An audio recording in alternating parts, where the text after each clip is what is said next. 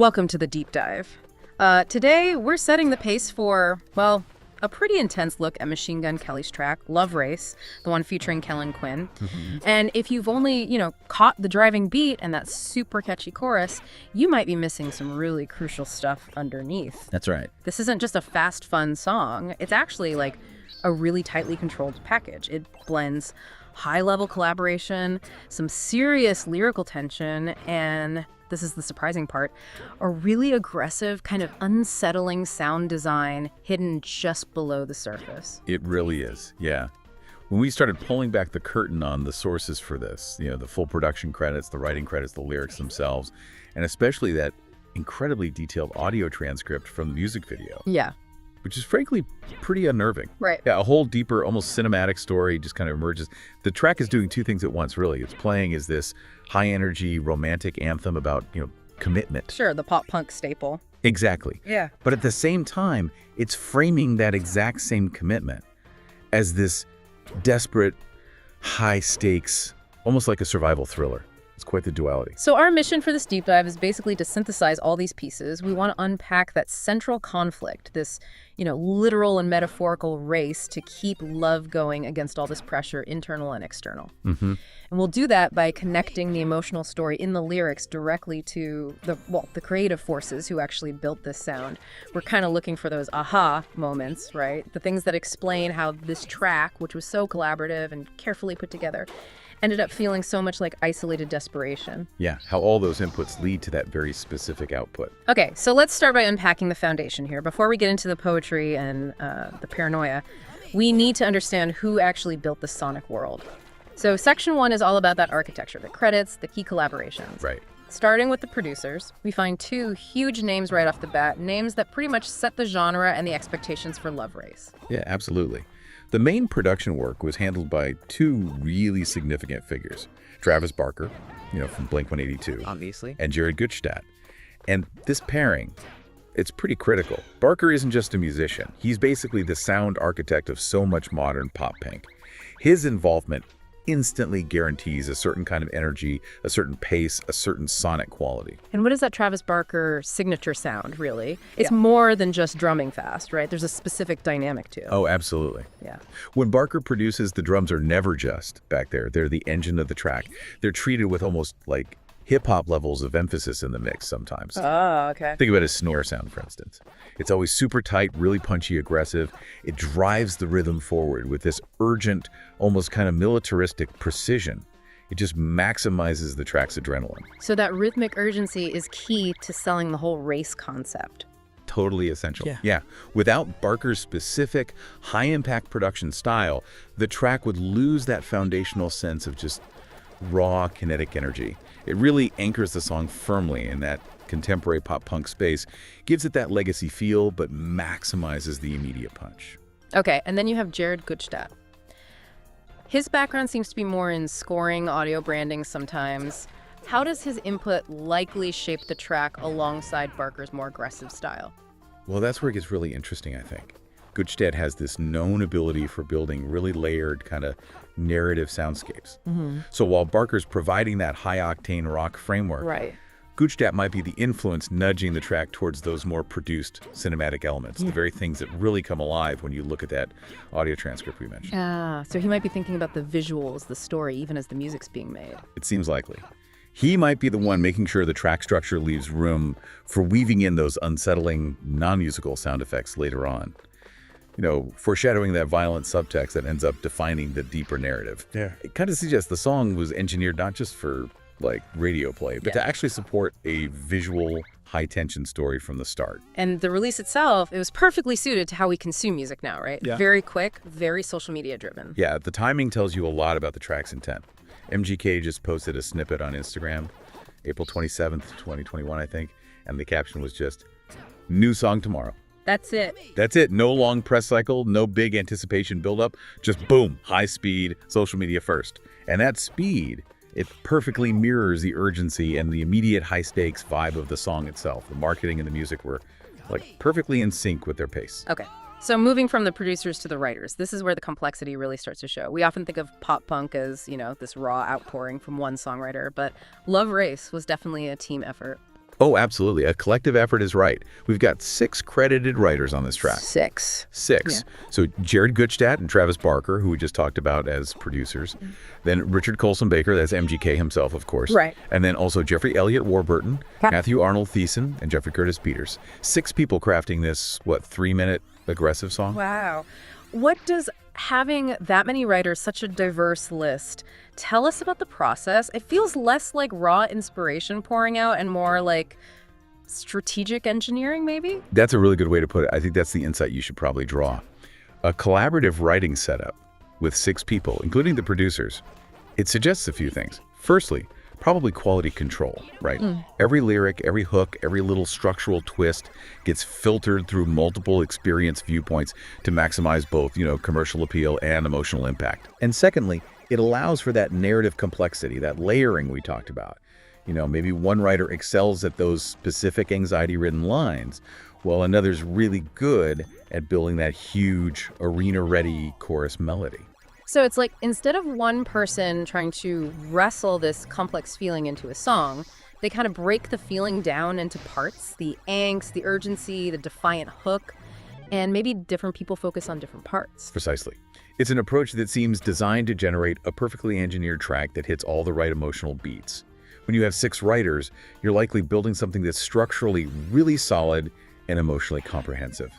It helps ensure the impact feels kind of universal, the runner's angst, the urgency of the chase, the catchy defiance. It's all there because it's been meticulously assembled, which again, it kind of lends itself to this idea of the song as a constructed narrative, not just a simple confession. And a crucial piece of this architecture is obviously the collaboration with Kellen Quinn from Sleeping with Sirens. This isn't just a feature, it's actually a reunion, right? Which adds some historical weight. Yeah, their partnership gives really important context for the vocal dynamic you hear on the track. Quinn's voice, known for that really powerful, sometimes almost theatrical high register. Yeah, very distinctive. It complements MGK's rawer, more sort of visceral delivery perfectly. And they didn't just meet for this song. They actually collaborated years before, back in 2013, on a remix of Rise Against Swing Life Away. Right, I remember that. So this collaboration now isn't some new trend-chasing thing.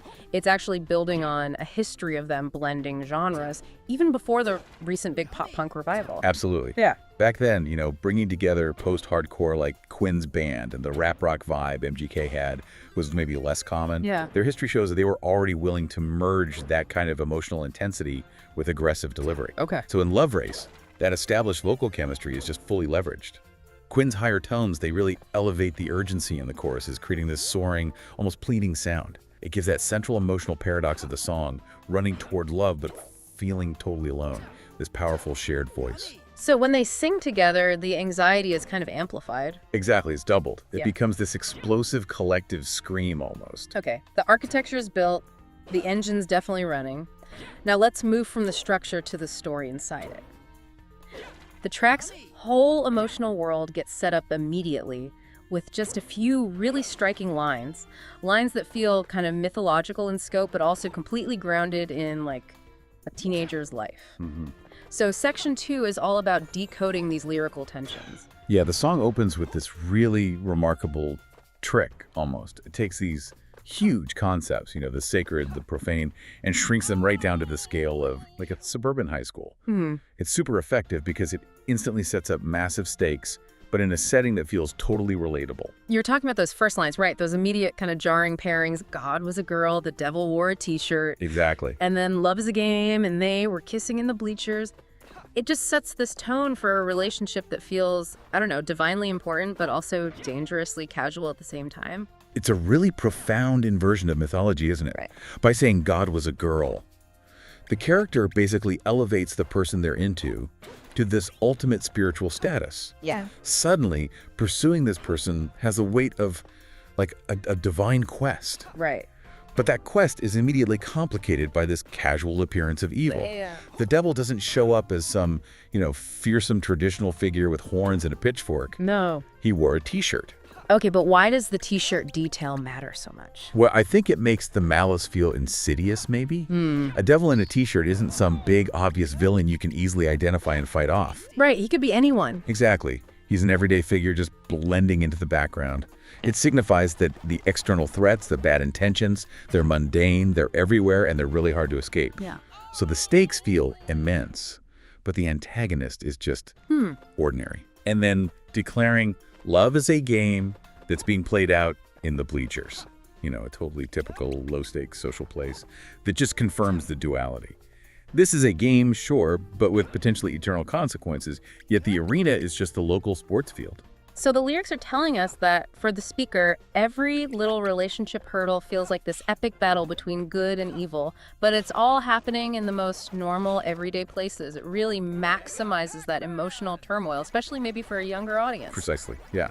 It perfectly captures that kind of high school feeling where every romantic gesture feels like this huge, life-altering event. But if God is just a girl and the devil's wearing, casual clothes, then the stakes are real, but there's no clear guidance system. They're running blind in a game where everyone else seems to be winning, or at least they're the ones kissing in the bleachers. Okay, and this tension keeps going when the idea of commitment comes in, symbolized by the ring.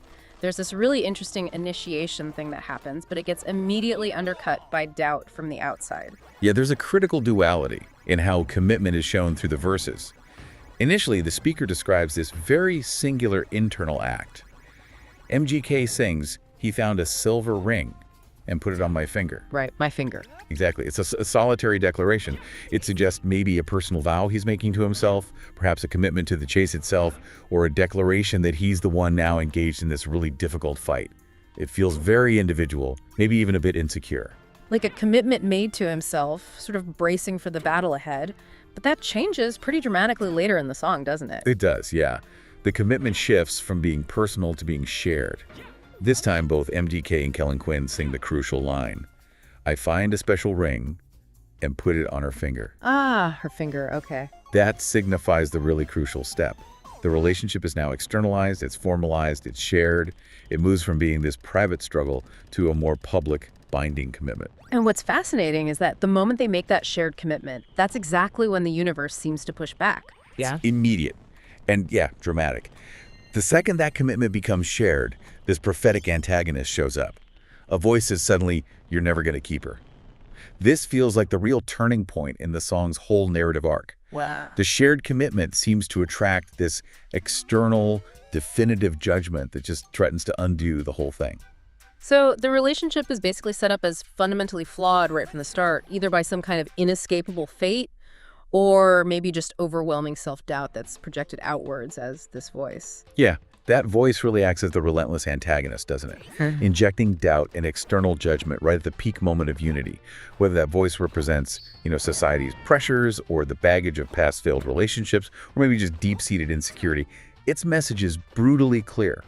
Your love isn't sustainable. And this prophecy, it transforms the relationship from just a romance into this desperate, high-stakes fight for validation against an enemy who's already been declared the winner, basically. And that leads us straight into the core emotional state that really defines the whole track.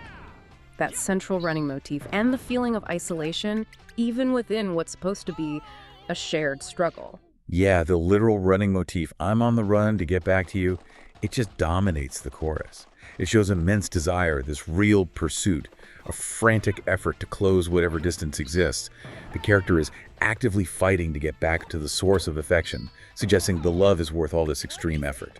But the internal feeling completely contradicts that physical action. And that's the core emotional paradox of the song right there. Yeah. While they're running this urgent high-speed race towards the loved one, the speaker confesses, "I don't want to be without you, but I'm here, screaming by myself." Wow. This isn't just, the loneliness of being physically apart. It's that profound sense of isolation you feel when you realize that even though you're fighting what should be a shared battle, this love race, you're actually carrying the entire mental and emotional load completely alone. So the isolation isn't from being physically abandoned necessarily, but from maybe not being able to truly connect or share the burden of the chase itself. Like running alongside someone doesn't automatically mean you're emotionally in sync. Exactly. That's a great way to put it. The screaming by myself is the sound of just utter mental exhaustion and this deep, penetrating fear. It suggests the loved one might be the destination of the run, sure, but maybe they aren't the active partner in the struggle itself. And this sets up that relentless anxiety that fuels the whole rest of the song, confirming that the race feels like a highly individualized act of survival, not really a romantic journey for two. Okay, so if the speaker is already running and feeling this isolated, we kind of need to drill down on where all that pressure is coming from. Section 3 moves us from this sort of mythology of the love game to the more tangible pressures that turn this urgent situation into a truly desperate flight. If they're running, what exactly are they running from? Well, it seems like the sources are twofold, really, but the past emerges as the most immediate threat. That sense of urgency seems to stem from this deep anxiety that their history, whatever it is inevitably going to dismantle their current commitment. The character explicitly warns, "Please don't look behind us. The past is trying to catch up." That's really powerful imagery. The past isn't just a memory bank, it's personified as this active predator, relentlessly chasing them, waiting to spring a trap. It totally confirms the run isn't just a journey towards a future goal, but this desperate, exhausting flight from consequence. We can only speculate what the past really means here.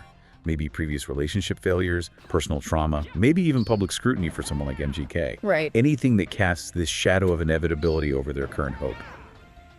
But by making the past an active antagonist, the song validates the anxiety. The struggle isn't just against internal flaws, it's against this external force of history that they feel they have to physically outrun. And running from that relentless history, combined with the judgment of that prophetic voice we talked about, it creates this extreme psychological reaction. The lyrics actually detail this dual conflict, right? They explicitly link the external stress to an internal consequence. They do. They state the conflict is coming from pressures from outside us. And the direct internal result is, I got claustrophobia. Mm-hmm. And this is one of the most brilliant and kind of contradictory metaphors in the whole track, especially since the central action is running, which is an active open movement, right? Exactly. If they're running out in the open, presumably through fields or down roads, like in the video, how can they simultaneously feel claustrophobic? That doesn't seem to make physical sense. Well, the claustrophobia here, I think, has absolutely nothing to do with physical confinement. It's got to be purely a metaphor for feeling just overwhelmingly stifled and suffocated by the sheer magnitude of the pressure itself. Huh. The stakes of the game, the relentless pursuit by the past, that negative prophecy, all these intangible forces are closing in, tightening around the character's emotional space until they feel like they're gasping for air, even while they're sprinting. The pressure is just so immense that they feel trapped inside their own anxiety. So the running is an attempt to create physical space, but the psychological trap of the claustrophobia means that space is never really freeing. The pressure just runs right alongside them. Exactly. And delivering that extreme emotional weight requires immense vocal force, which brings us back to the really masterful way Kellen Quinn and MGK synthesize their voices.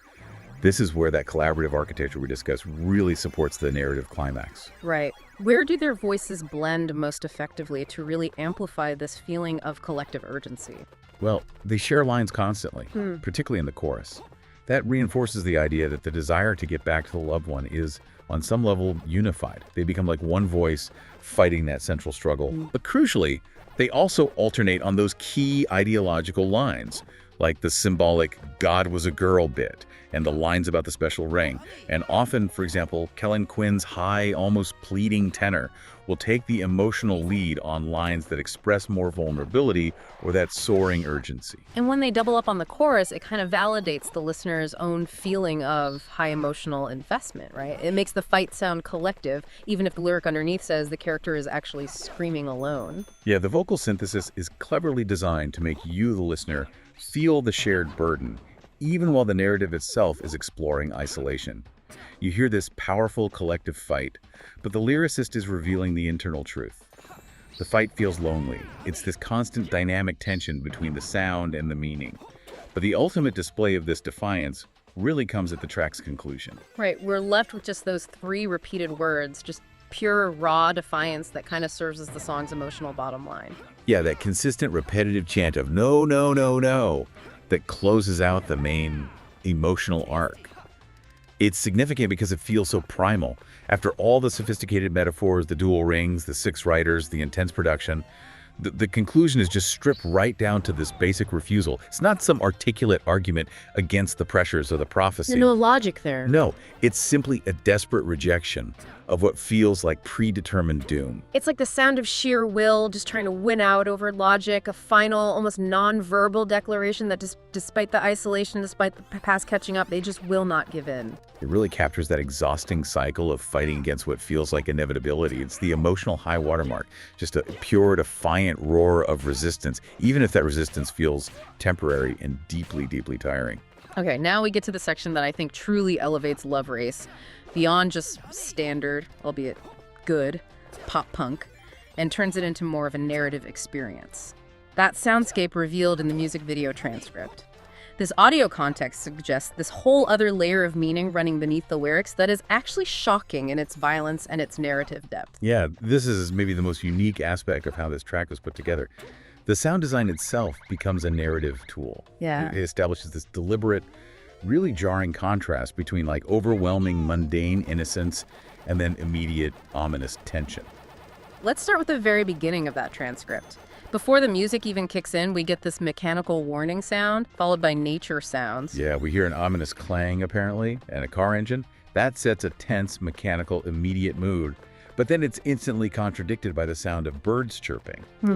And that juxtaposition thread right next to nature, it's critical because it tells us straight away that the danger is operating in plain sight. It's hidden within what sounds like a peaceful, perfectly normal environment. And the dialogue that follows just hammers home that sense of concealed danger lurking right inside innocence. Oh, the dialogue is so stark. It's just a mom telling her child, have a good time at camp, sweetie, and then, I love you. Oh. It's the ultimate symbol of domestic safety, maternal care, right?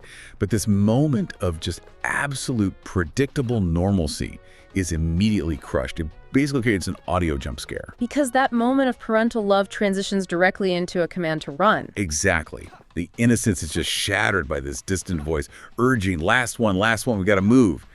And that auditory cue immediately confirms that the running motif we heard in the lyrics, it's not metaphorical anymore. It's a literal. It's a literal physical pursuit. The love race has suddenly transformed into this high-stakes escape scenario, completely validating all the paranoia expressed in the lyrics. The sound design confirms these characters are literally running for their lives. Okay, and here's the really core revelation from that transcript. While the pop-punk music is playing, the catchy chorus, the emotional turmoil, the screaming by oneself, there's this concurrent, terrifying layer of actual physical violence happening. The emotional conflict is being externalized as this brutal life-or-death battle. Yeah, the transcript reveals a sustained, intense, and often pretty gruesome subtext that's just running underneath the actual song. That emotional fight to get back to you is being visually and audibly manifested as a literal fight for survival. Yeah. This violence, this is the true face of the pressure that's making the characters feel so claustrophobic. Let's just look at the sheer list of aggressive sound effects that punctuate the music. According to the transcript, it reads like a catalog of combat and its consequences. The sounds listed are incredibly specific and visceral. We hear girl screams multiple times, which confirms the stakes are shared and physical danger is involved. We hear sounds of both ranged and physical combat. Things like arrow thuds, a whistle blows, and then these really gruesome, high-impact sounds of immediate consequence. Bones cracking, and various punching sound effects. Wow. And the inclusion of explicit gore effects suggests the stakes are genuinely terminal. It kind of connects back to that idea of the past catching up being lethal. Yeah, the sound design leaves absolutely nothing to the imagination. The listing of knife slash and blood splatters, both noted as occurring repeatedly throughout the track. It confirms the struggle isn't just a metaphor for heartbreak anymore, it's an outright physical battle. It's actually an ingenious, if disturbing, choice by the creators to bury this level of violence beneath such a high-energy pop song. It turns the whole piece into this commentary on how emotionally high-stakes relationships can feel like you're in a war zone. So that claustrophobia and the feeling of screaming by myself suddenly have this literal physical context. They might actually be running through a real battleground where arrows are flying and people are getting hurt. It connects all the lyrical dots, doesn't it? The past catching up is suddenly maybe a group of hunters with actual knives and bows. The high stakes of the game are truly life and death. And this is why Gutstadt's cinematic approach and Barker's driving aggression are so essential. The music has to be frantic and powerful enough to actually support this hidden, violent thriller narrative running underneath.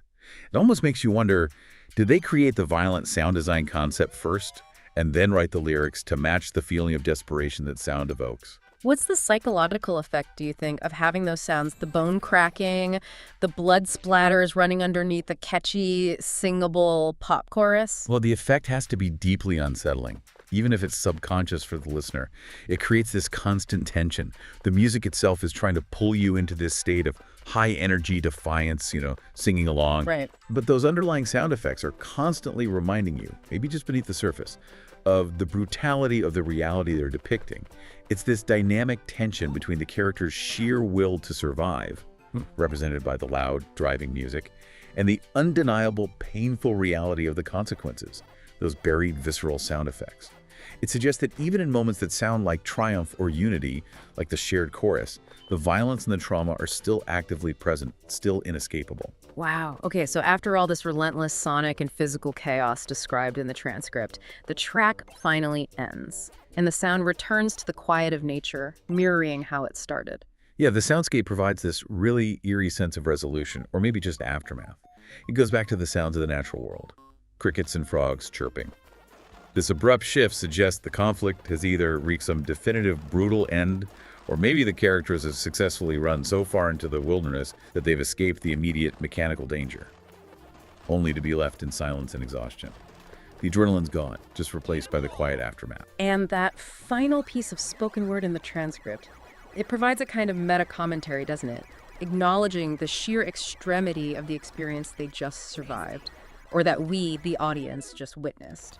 Yeah, that final, stark, very human reaction, woohoo, almost acts like the listener's voice, right? Yeah. A recognition of the sheer intensity of what just played out. It kind of breaks the fourth wall, confirming that what just occurred, this whole layered narrative of desperation, violence, escape, was extreme, it was high stakes, and it genuinely deserves that kind of astonished, almost visceral human reaction. It perfectly summarizes the entire journey from innocence to chaos and then back to a shocked silence. So if we kind of pull all these different threads together from this deep dive, you've got the high-level, genre-defining production from Barker and Goodstadt, you've got the layered lyricism that cleverly inverts mythology and personifies the past, and then you have this shocking, almost cinematic audio design revealed in the transcript. Right. What we really understand is that Love Race isn't just a simple song, it's a highly engineered, multisensory environment. Yeah, the track is just defined by its tension, isn't it? That conflict between the shared, urgent desire for commitment and the intensely isolating, frankly brutal reality of the struggle as they portray it. The sound is driving, it's clean, it's designed for maximum impact, but the message underneath is messy, it's violent, it's frantic. It really is kind of a masterclass in making crippling anxiety sound melodic and catchy. And for you, the learner, listening to this deep dive, really demonstrates the power of collaborative art, I think. It shows how artists can deploy all these diverse creative elements, lyrics, high-profile features, careful structural engineering, dramatic sound staging, to construct a really complex, compelling, and ultimately pretty terrifying narrative about the struggle for commitment. They basically created a world where love truly feels like a matter of life or death survival.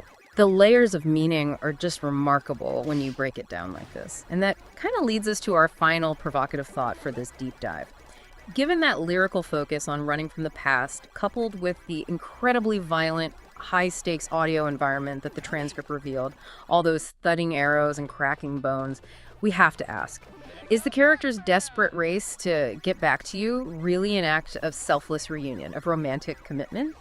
Or is the frantic running itself simply an adrenaline-fueled distraction? A way to avoid facing the consequences and that prophecy of doom that maybe are ultimately guaranteed to catch up anyway? That's the big lingering question, isn't it? Yeah. The act of running, it provides momentum, sure, but does it actually provide resolution? Is this whole fight for love merely a symptom of some deeper, inescapable threat, or is it the only defense they have left against a world that seems determined to see their relationship fail?